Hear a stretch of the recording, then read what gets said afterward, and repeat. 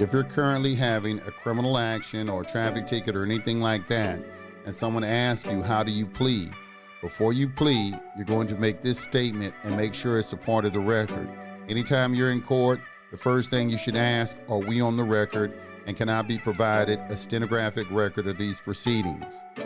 This doesn't work if you're not on the record.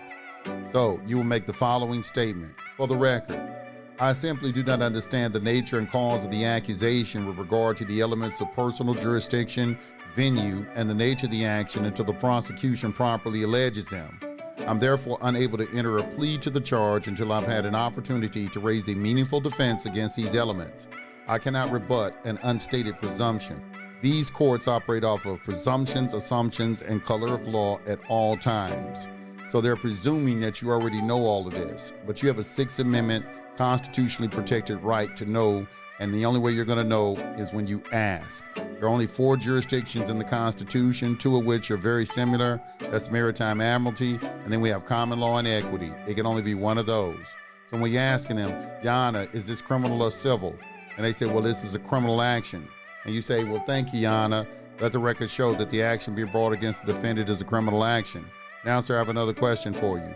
The Constitution for the United States of America only grants this court 2 criminal jurisdictions. One is under the common law, and the other constitutes a condition of contract and the criminal aspects of a colorable admiralty jurisdiction. Now, sir, for the record, would you please tell myself and this court under which 2 of these criminal jurisdictions you're trying this criminal action?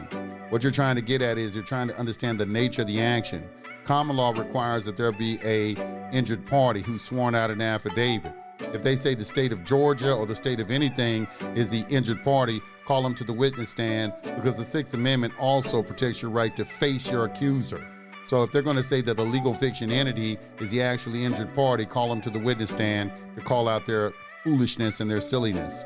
These are colorable courts using colorable money, and they are not operating constitutionally the way that you think that they are. They do have sanction under the Constitution, but it's only in a territorial capacity. And they are civil in nature, which means there's some sort of pecuniary interest that the court has in it. This is how they create what are called prison bonds, and they sell them on the market. They never got rid of slavery. If you read the 13th Amendment, it says slavery shall not exist unless you're convicted of a crime.